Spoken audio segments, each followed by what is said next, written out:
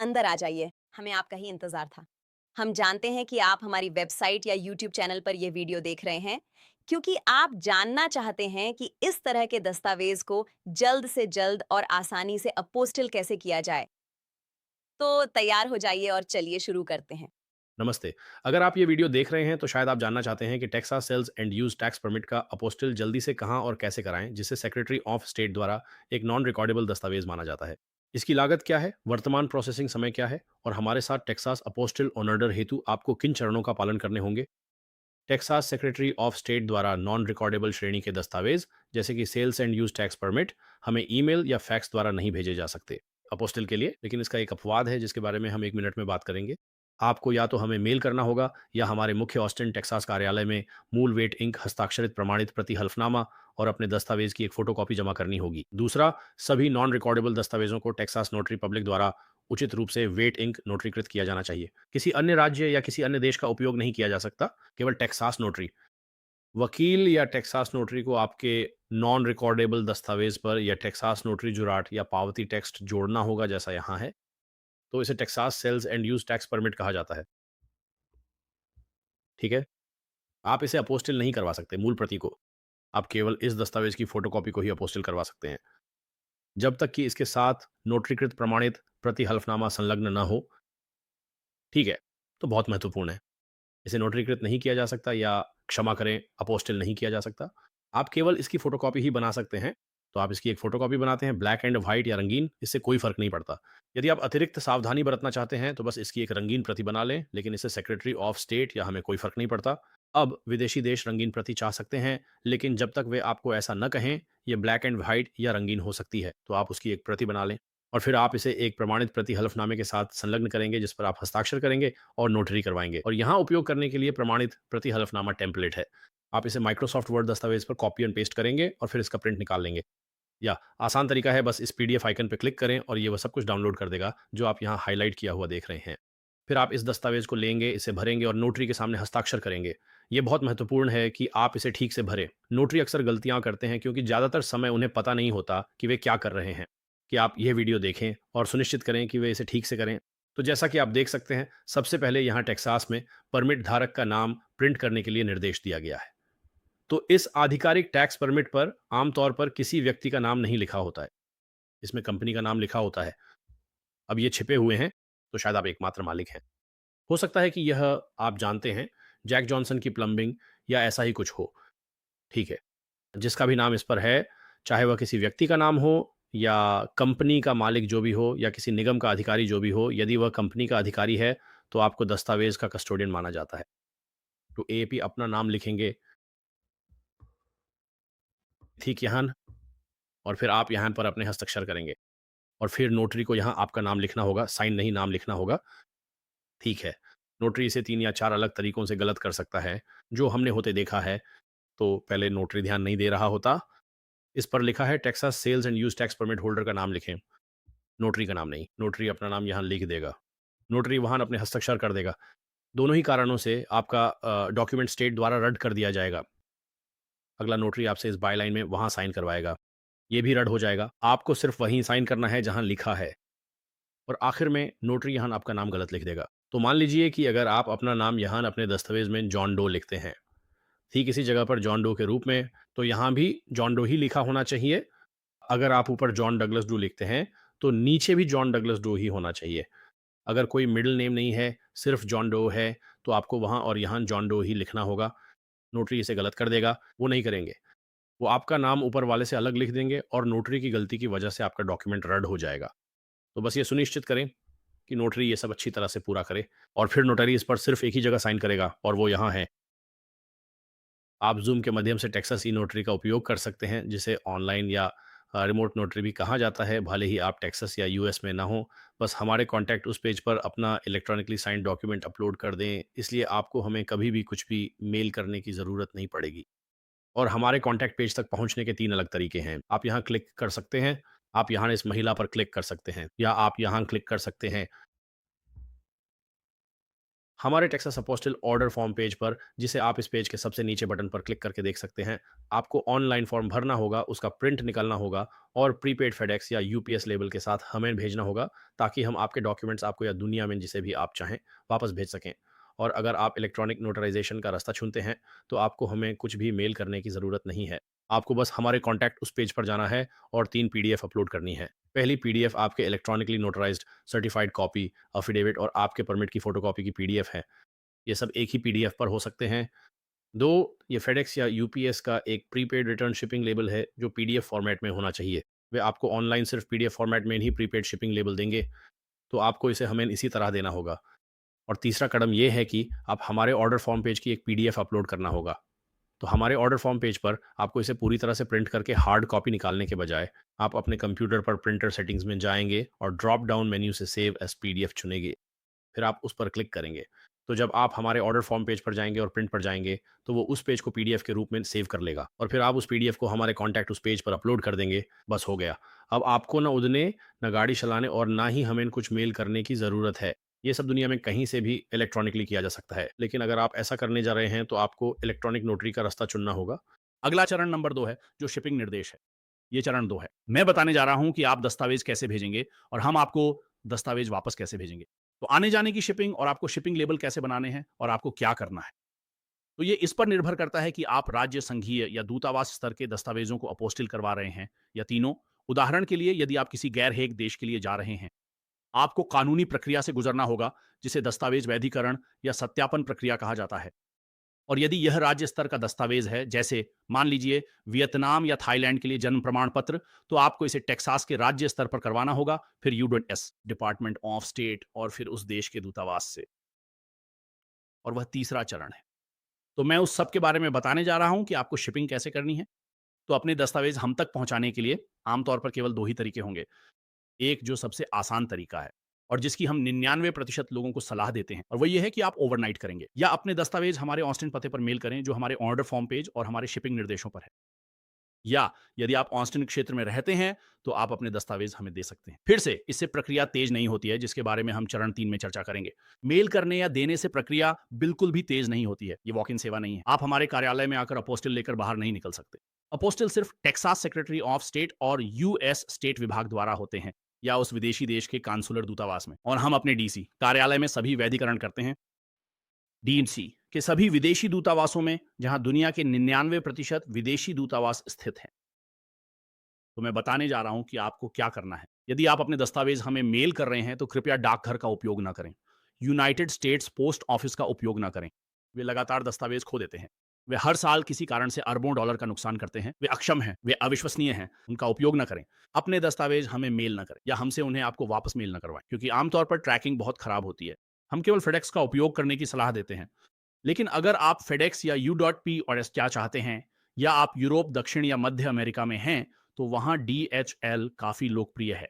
पर सबसे विश्वसनीय कौन? हम सलाह देते हैं और हम हर दिन उनके साथ शिप करते हैं, और हम दसियों हजार दस्तावेज शिप करते हैं, और 6 महाद्वीपों पर हमारे ग्राहक हैं। अभी तक अंटार्कटिका नहीं पहुंचा है, वह फेडेक्स है। वे अब तक के सबसे विश्वसनीय हैं। यदि आप चाहते हैं कि आपके दस्तावेज क्षतिग्रस्त न हों या खो न जाएं, तो वे सबसे विश्वसनीय हैं। और यदि आप दस्तावेजों का उपयोग कर रहे हैं, तो वे सबसे सस्ते हैं यूएस में अब तक। और मैं आपको एक उदाहरण देता हूँ। हम अपने D.C कार्यालय में शिप करते हैं ऑस्टिन, टेक्सास से। तो टेक्सास के बीच से जहाँ तक आप जा सकते हैं पूरे देश में, अटलांटिक महासागर से वॉशिंगटन D.C तक, दस्तावेजों को हमारे DC कार्यालय में 2 दिवसीय फेडेक्स करने में हमें $11, वास्तव में $10 और 95 सेंट का खर्च आता है। यदि हम यूपीडीएस का उपयोग करते हैं, तो वही समय लगता है। ये $40 से अधिक है। यदि हम डाकघर का उपयोग करते हैं, तो ये $20 से अधिक है। ये लगभग $23 है। ये दोगुने से भी अधिक है। तो यदि आप दस्तावेजों का उपयोग कर रहे हैं, तो फेडेक्स U.PS और डाकघर के उपयोग से बहुत सस्ता है। अगर आप इसे जल्दी कर रहे हैं, रातों रात या 2 दिनों के भीतर, तो ज्यादातर लोगों को पता नहीं चलता। ये केवल तभी होता है जब आप फेडेक्स वन विकल्प का उपयोग करते हैं। और हमारे शिपिंग पेजों पर हमारा वीडियो इसके बारे में विस्तार से बताएगा। मैं इसे समझाने जा रहा हूं, तो यहाँ वे लिंक हैं जिन पर आप क्लिक करेंगे। तो ये एक लंबा वीडियो होगा।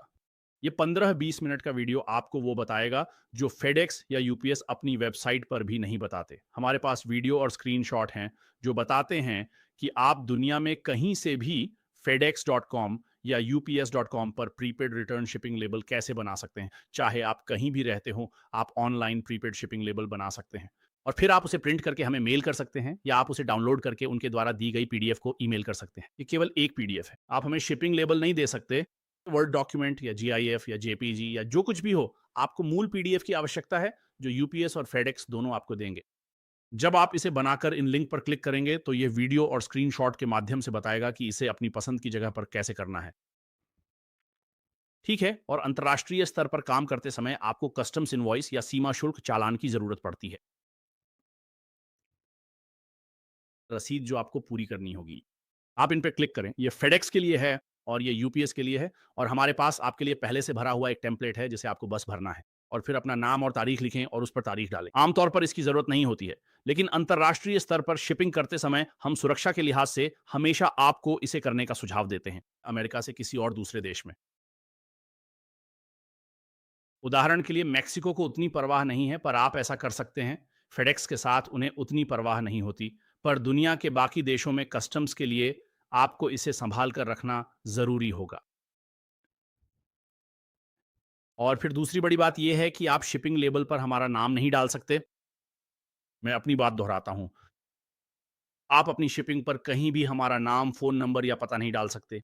जब हम इसे शिप कर रहे होते हैं वापस आपके पास, भी आपको शिपिंग है, तो हमने आपके दस्तावेज को अपोस्टिल कर दिया है, और अब आप चाहते हैं कि वह आपके पास या किसी कानूनी फर्म या किसी अन्य देश में या किसी मित्र, परिवार या सरकारी संस्था के पास वापस आ जाए। जहां भी हमें इसे भेजना हो, आप एक प्रीपेड शिपिंग लेबल बना रहे हैं।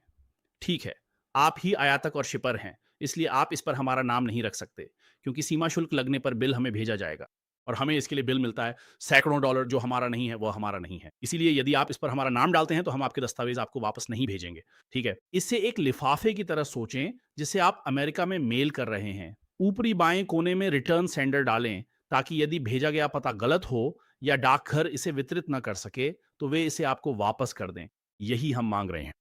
आप बस हमारा पता नहीं डाल सकते वहाँ पर। आपको कोई भी पता डालना होगा, इससे कोई फ़र्क नहीं पड़ता कि वह क्या है। आप अपने मित्र, रिश्तेदार, सहकर्मी या किसी व्यवसाय का नाम डाल सकते हैं। बस हमारी जानकारी ना डालें, अपनी ही जानकारी भरें। लोग यही करते हैं। आप अपना पता टू और फ्रॉम में डाल सकते हैं, जैसे आप इसे वापस यूरोप शिप करना चाहते हैं। अमेरिका में आपका कोई दोस्त या परिवार है तो उनका पता इस्तेमाल कर सकते हैं।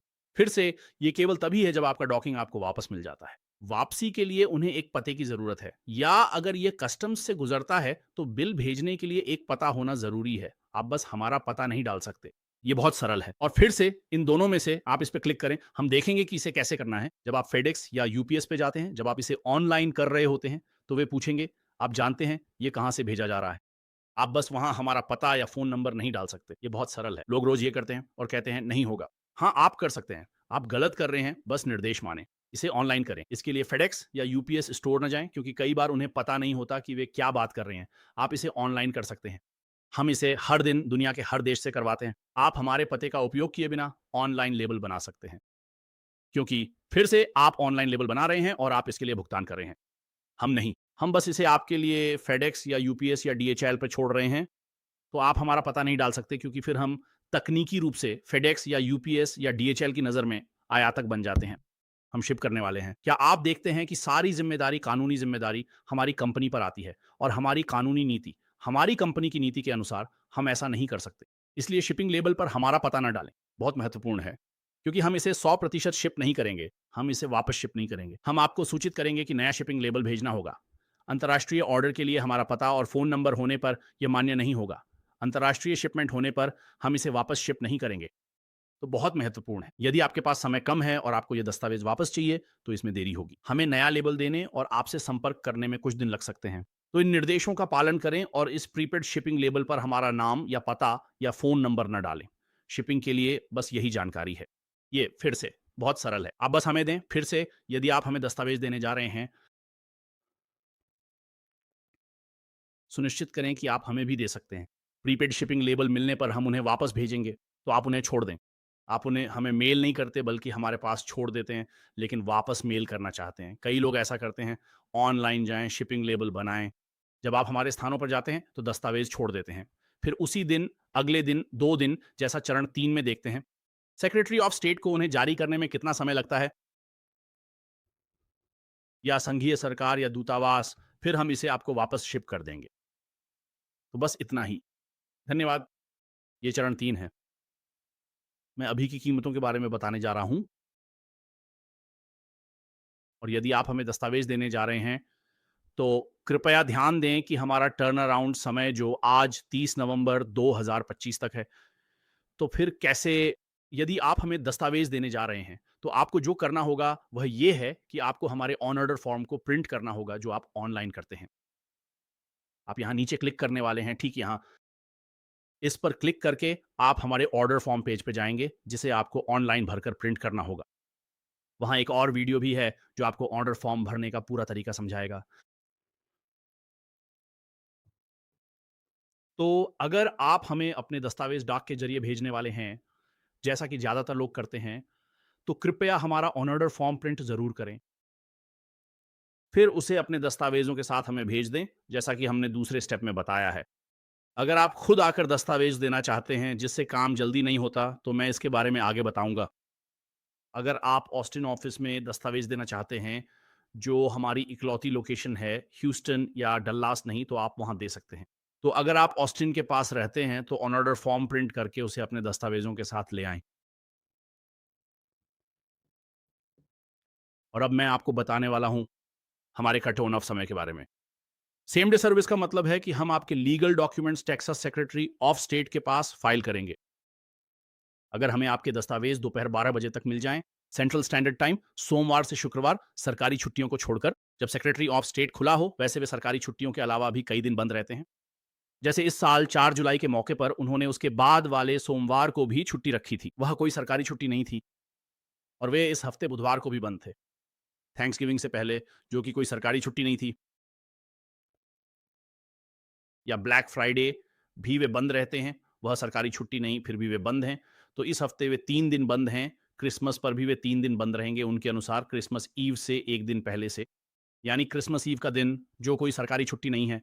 तो जब भी वे बंद होंगे, हम आपके दस्तावेज फाइल नहीं कर पाएंगे। ये ध्यान रखें ताकि आपको काम पूरा होने के समय का अंदाजा रहे। जब तक सेक्रेटरी ऑफ स्टेट खुला ना हो, कोई भी कंपनी आपके दस्तावेज फाइल नहीं कर सकती। तो मैं बस ये बात साफ कर देना चाहता हूँ। अगर हमें आपके दस्तावेज दोपहर 12 बजे तक मिल जाएं, सोमवार से शुक्रवार के बीच, तो हम गारंटी देते हैं।